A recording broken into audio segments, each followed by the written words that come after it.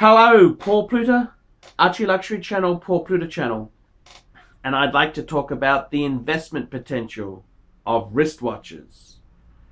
And I gotta be completely honest with you. Before I continue, like, subscribe, tell your friends, look in the description for 10 ways you can keep me full-time on YouTube. Man cannot live on Google Ads. I've got many ways you can help me. You can sponsor me on Patreon. That means paying a couple bucks a month to keep me here. You can look at my for sale section. Maybe there's something you'd like to buy. I get a small commission on some of these pieces.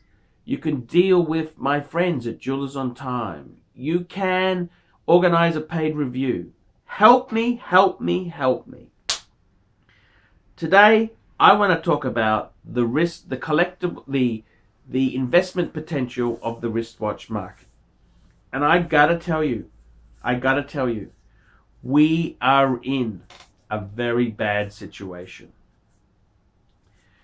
Wristwatches themselves there are something which really in today's society is a luxury. These are luxuries. Everybody has a smartphone. Smartphone's more accurate, and this is how we tell the time. I gotta be completely frank and honest with you. This is helping me look at my world time. Look at that. I keep a photo of the world time on my smartphone when I check the time. Guys, you gotta understand the whole wristwatch market, the collectability. We are in very, very hard times. And it saddens me because I love my wristwatches. I love wristwatches. And, you know, I like seeing new models. It always puts enthusiasm into the market. Even though I may not buy new, the new models filtering through, trickle down, it really keeps the enthusiasm going. So let's have a talk about the investment potential of many wristwatches here. And the first thing I want to say is, number one, world events. This plays a huge, huge factor. We've got a situation where China at the moment, which was going through phenomenal growth, has issues. Issues, that's right. Just Google Chinese ghost cities. Just Google China themselves. China itself is really clamping down. They are limiting the supply out of China of money. That's right. If you're in China, you've got money. It's not so easy to transfer it to a foreign country. They're clamping down. So we've got, in the world scene, China is very uncertain. We've got massive uncertainty in Asia. Hong Kong, Singapore, Bangkok. They are seeing very, very slow market because there's a lot of uncertainty in the Asia-Pacific region.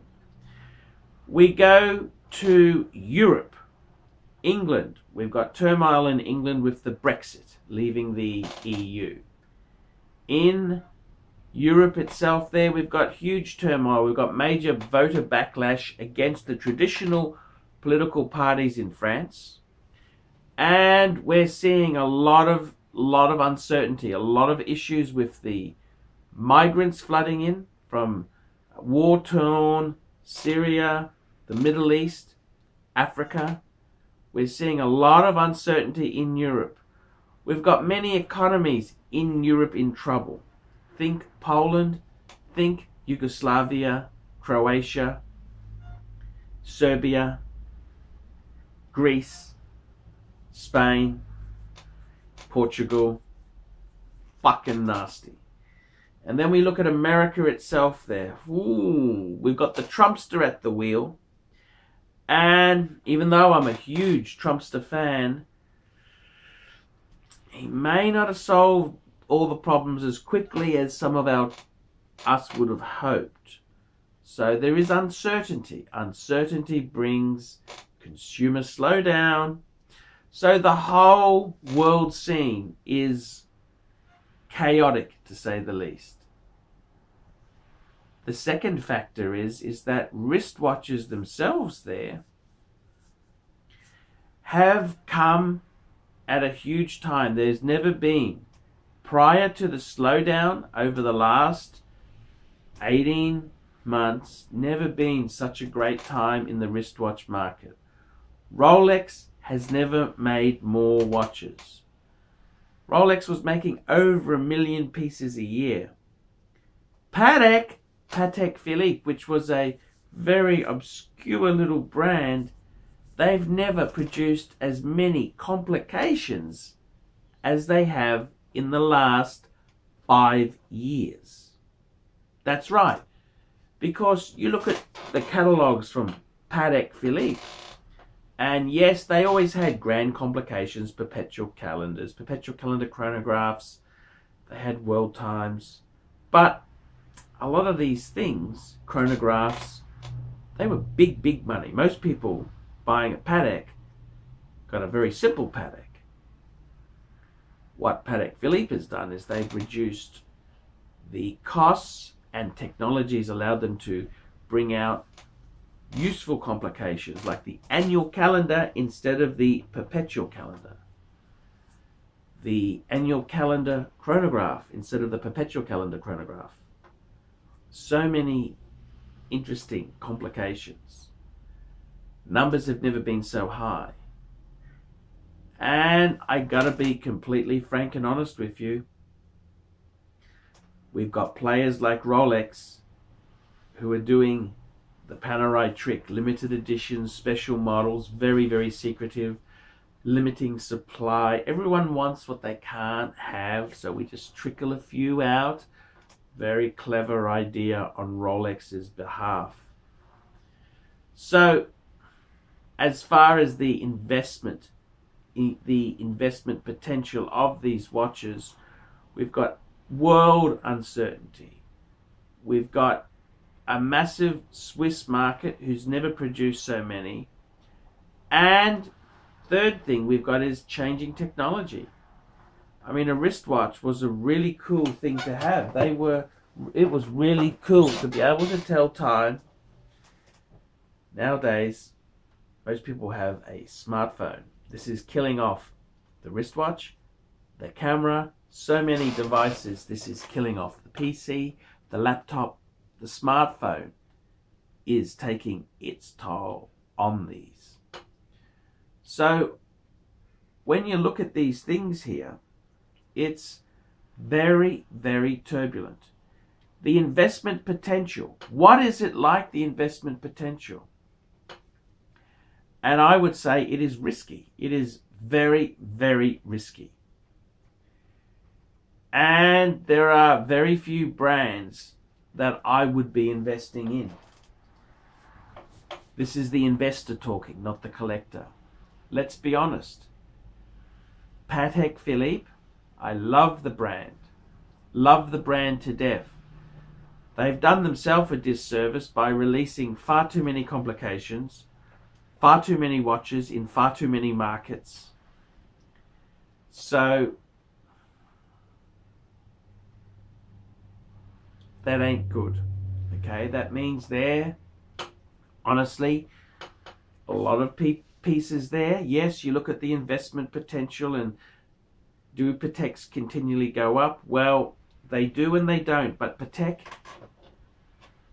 Philippe is doing something I never thought possible. They're releasing models as fashion statements. I mean, let's face it, the World Time, that's the one I've got, the World Time came out in 1930s. It was dropped sometime in the 60s. Wasn't available 70s, 80s, 90s. Came back early 2000. 2000, the model lasts until 2006 when the slightly bigger version, the 5110, was replaced by the 5130. And then in 2016, that was replaced by the 5230, a new version. Why these different versions? Because they can sell them, and the problem is you've got the same customers buying multiple pieces. See, the whole psyche to watches was different in the 50s and 60s. Then people wanted one good watch. You didn't have a collection. That was hoarding. We were just come off World War II rationing. So this is the whole thing to wristwatches themselves there. The whole collectability as an investment is really, really shaky ground.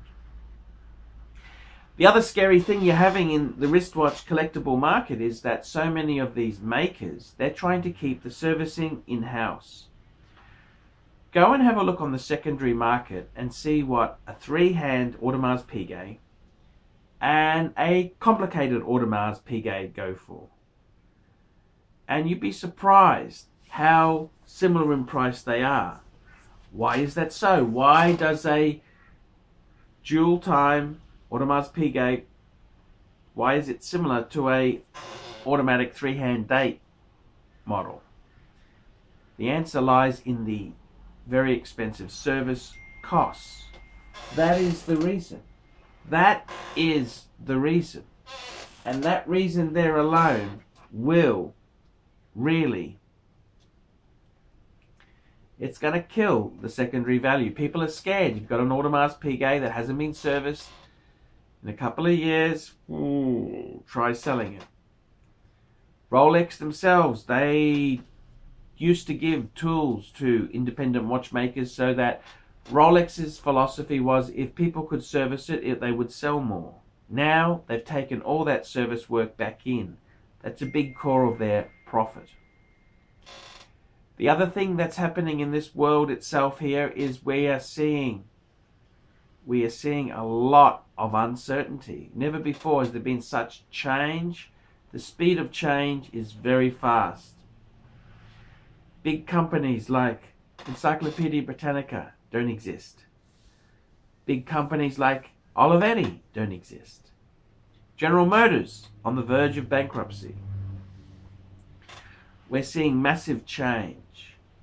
So, as far as investment potential for watches, what's the verdict?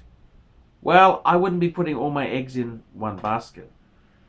The next thing is you have to really be careful with what you buy. I was talking to a serious collector last night. He had a Jaeger-LeCoultre deep sea chronograph. Beautiful watch, absolutely stunning. And he mentioned it to me. He's priced it below Chrono 24, which is pretty good. But he's still very, very strong in the price. And I think the prices are lower than he was wanting to sell it for. And he said to me, this is so much better than a Rolex. Yes, you're right, it is so much better than a Rolex. But Rolex holds its value. To be honest with you, the investment advice is Rolex Steel Sports, some Rolex two-tone sports, gold sports, unless you're buying it really, you've got to buy it sort of 20-year-old piece to be able to get any sort of big discount off it. Try and stay away from that. Omega Steel Sports.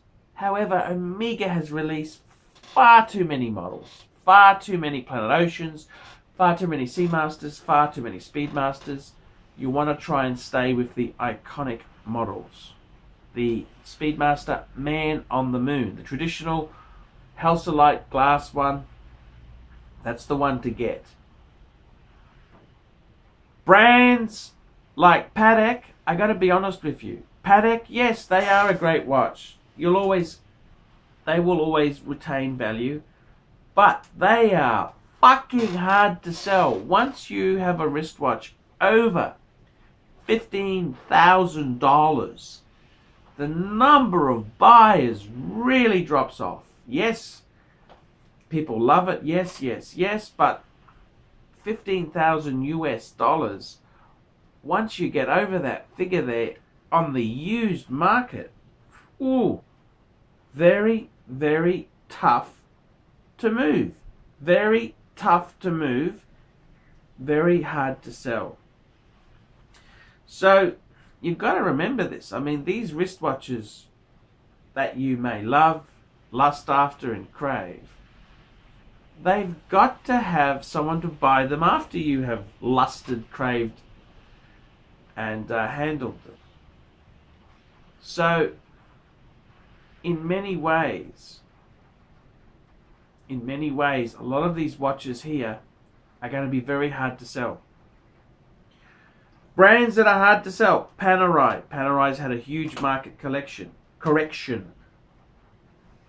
Huge. Panerai, hard to sell. Breitling, hard to sell. IWC, hard to sell. Jaeger-LeCoultre, hard to sell. Now, I've had discussions with owners of these brands who've said they're so much better than Rolex. Yes, they probably are. Yes, yes, yes. But the market wants the price paid for Rolex. Rolex. And I gotta be honest with you. Are you buying as a collector? Are you buying as an investor? Why are you buying? And it is a very hard truth to swallow, but the really cool stuff is fucking hard to sell, and you may have to sell it for less than you paid for it. Supply and demand. Yes, a lot of the Rolexes are pretty fucking boring. Yes, they are. But the value retention on Rolex is not to be sneezed at. Now, there are models in the Rolex range which are harder to sell than others. Rolex is really playing the collector market for suckers. They are releasing models, limiting supply, and then once they get a bit hard to sell, they'll change a dial variation, i.e., let's think deep sea. Then they had the James Cameron, very, very hot, you can't get one. James Cameron's still strong. And then they release 43 mil. So all of a sudden, ooh, the deep sea bar, maybe it's a bit too big. They got the new product to zoom in and scoop those sails up. And what's going to happen then? Then they might have instead of a red dial one, they might have a white dial, or a blue dial, or a green dial one. Hey, how about that? Sea Dweller in green, or orange, or yellow. How does that sound as a funky idea? What do you reckon? And it doesn't cost much to do that production-wise, but the collectors go nuts for little variations. Rolex is starting to play the market for suckers. I mean, they produce 1 million watches a year. You're going to tell me they couldn't possibly have enough ceramic Daytonas lined up? No. Clever marketing. People want what they can't have. Very clever. This is the change in the world. The collectible watch market itself there, very, very tough indeed. If you're trying to sell IWC, Jaeger-LeCoultre, very fucking hard.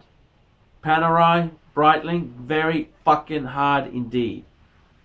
Rolex is king. Rolex is king, but there are models that are harder to sell. The Deep Sea is proving to be a softer model until they stop it. Imagine if Rolex stops making the Deep Sea, they'll shoot up then. People want what they can't have. So the collectible watch market itself, if you want to be smart, you would stay with steel Rolex Sports. Maybe a little bit in two-tone, but not too heavily. Omega Sports, they've kind of released too many. They've killed it for themselves. But classic icons, like the Speedmaster, the original Speedmaster Professional. Brands like IWC, Panerai, Jaeger-LeCoultre, you're going to have to factor in. They will be harder to sell come retail time. They are harder to sell. This marketplace we live in here, there ain't no 100% certainties. It's a tough time. It's very tough. Tough economic environment, tough world environment. The place is changing so quickly. Sometimes it's best to buy things that you like. What do you like for yourself? Don't do it for the money. do what you like. If you are going to do it for the money, Steel Sports Rolex, some classic iconic Omega, and be very, very careful with the rest of the stuff, because no matter how cool or great the brand is, you got to be careful. Patek, yes, Patek is probably okay, but so hard to sell something once it gets over 15,000 US dollars. I'm Paul Pluta from the Archie Luxury channel, discussing the true environment we live in. Tell me what you think. I think it's fucked. The watch market as an investment tool is fucked unless you're buying Steel Sports Rolex.